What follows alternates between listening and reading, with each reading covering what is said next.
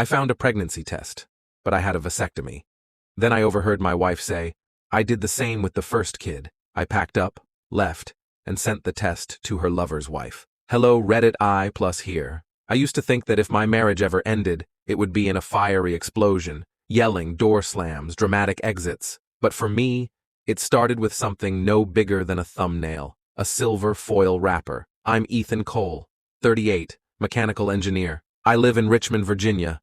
Married for 8 years to Alina, 36, elegant, articulate, a PR director. We had 2 beautiful kids, Liam, 5, and baby Eden, just 3. It was a Wednesday morning. I remember it because I always take Liam to preschool that day. I was walking into our master bathroom to grab my shaving kit when something shiny on the rug caught my eye. A thin shard of sunlight from the window glinted off it. At first, I thought it was a piece of candy wrapper Liam had dropped, but when I bent down, I saw it was a foil disc, one of those peel-off backs from a pill pack. I picked it up.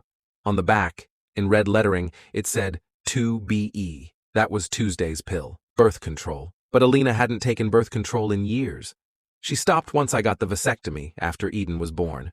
Said there was no point anymore. That foil didn't make sense. I didn't bring it up. I've always been deliberate by nature, more math than instinct. So I tucked it into my wallet and left everything exactly as it was. Then I took Liam to preschool, pretending my entire world hadn't just shifted slightly off its axis. At work, I couldn't focus. Instead of modeling parts for a turbine redesign, I was researching DNA testing kits, discrete nanny cams, and covert phone clone apps. I felt disgusting even considering it, but something in my gut told me this was bigger than a misunderstanding. By Friday, the surveillance gear had arrived at my office. I left early and told Alina I had a migraine. While our sitter played with the kids downstairs, I installed micro cameras in our bedroom, bathroom, and living room. Nothing too invasive, just enough to monitor her routines. That night, after Alina tucked the kids in and took her usual wine glass to the couch, I swabbed Liam's and Eden's cheeks while they dozed off. I swabbed myself too, then sealed everything in the return package and mailed it. I wasn't sure what I feared more, that I was wrong or that I was right. By Monday, the footage confirmed what I'd suspected. Alina had been quietly taking daily pills again. She always did it around the same time, in the bathroom, when she thought I wasn't paying attention. There was no medical explanation, only one reason a woman would take birth control while married to a vasectomized man. The next shock came from the footage on Saturday. While I was downstairs grilling burgers for the kids, Alina had slipped into the bedroom wrapped in a towel. She dried her hair, sat on the edge of the bed, and pulled out a second phone, one I'd never seen. I watched her thumbs move quickly across the screen. Then she stood, walked to the AC vent in the corner of our room, opened it with practiced ease, and hid the phone inside. My hands clenched. She had a secret phone. All this time, I'd been monitoring her official phone like a fool. Of course, there'd been nothing on it. She was hiding the real conversations. I waited until Thursday, when she took the kids to her sister's for a playdate. Then I opened the vent and found it. A black burner phone with a cracked corner. I cloned it onto one of my own devices before putting it right back in place. The truth was uglier than I feared. Dozens of messages. Her lover's name was Brent, married, 2 kids. Their affair had been going on for almost 3 years. Right around the time Eden was conceived, I read one message that made my throat close up. Brent, I'm late. I told Ethan it's his, just like I did with Liam. You don't have to worry. I'll handle it. I froze. Just like I did with Liam? It wasn't just the cheating. It was the possibility that neither of my children were mine. The DNA results came back on a rainy Tuesday. Liam, 0% probability of paternity. Eden, 0% probability of paternity. I stared at the numbers until the screen blurred with tears. I wasn't their father. I had raised them, loved them, but they were never mine. That night, while Alina worked late, I packed everything I needed, clothes, files, a few photos, and walked out of the house without saying a word. The next morning, I mailed the DNA results and the pregnancy test to Brent's wife. I added a single post-it. Your husband may want to get tested too. She called me.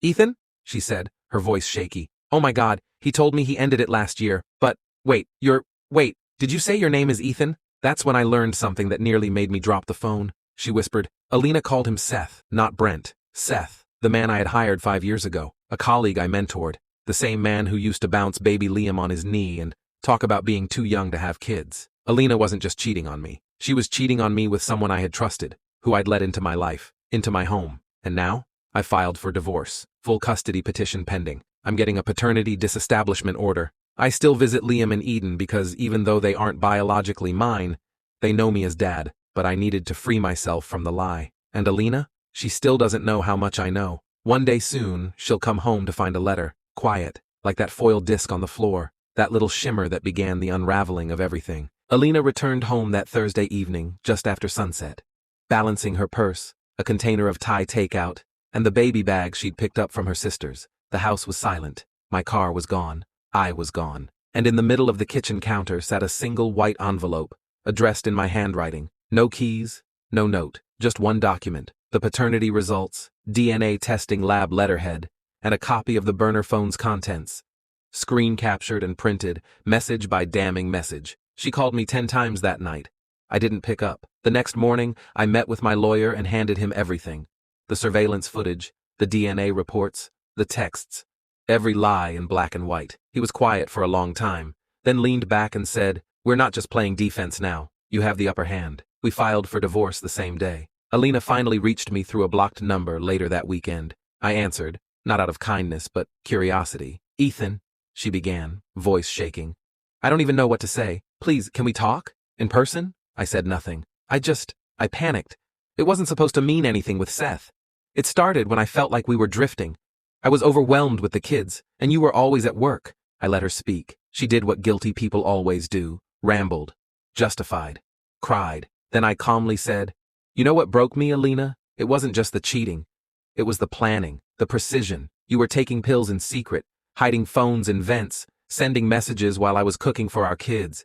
You played me like a fool, and I still made you breakfast the next morning." There was silence. Then she whispered, "They still love you, Ethan. The kids. You're their dad." I swallowed, hard. "I know," I said, "and I'll be there for them, but not for you. Never again." A few days later, I got a call from Seth's wife, Madeline. She had confronted Seth with everything. He denied it, then tried to shift blame. Said I had probably faked the DNA results, then broke down crying when she mentioned the pregnancy test. She kicked him out, said she was done. In the aftermath, she and I spoke more, not romantically, just two broken people trying to piece together the timeline of our lives. Then came the custody battle. Alina's legal team tried to argue that I was still the de facto father, despite the DNA results. But my lawyer brought everything. The cheating, the manipulation, the fact that she had deceived me into raising another man's children. The judge didn't buy her act. She was granted joint custody, but only weekends. I was granted full legal custody. I was their father in every way that mattered, the judge said. The children had bonded to me, knew me as their only dad. Blood didn't erase the bond I had built. I moved into a new home near the river. Peaceful, quiet. I built Liam a custom bunk bed with stars carved into the sides. Eden had a tiny tea table where we played with dolls in the afternoons. Every now and then Alina texts me. Some are angry, some remorseful, some nostalgic. I never respond. Seth left the city. No one knows where he is. Rumor is, he lost his job after Madeline sent screenshots of the affair to his employer. Apparently, the affair violated workplace ethics, especially since it began while he was my direct report. One night, months later, Liam asked me, "Dad, where's Mommy's friend Seth?" I looked at him for a long time and said, "He made a lot of mistakes, and sometimes when people do that, they have to go away for a while." He nodded. Kids are wiser than we give them credit for. Sometimes I wonder what would have happened if I hadn't noticed that foil on the rug. If I had shaved, brushed my teeth and gone on with my day like always, would I still be in that house, living a lie, raising two children with a woman who looked me in the eyes each day and told me she loved me, while messaging another man from a phone in an air vent? But fate has a strange way of revealing truth, not with explosions, not with arguments, just a quiet glint of foil in the sunlight. And now, I live with honesty. With scars, yes, but also with clarity. I walk my kids to school. I build things again, not just for clients, but for us. Tree houses, model rockets, trust. And one day, I'll tell them everything. But for now, I give them love. Real love. The kind that doesn't hide behind vents.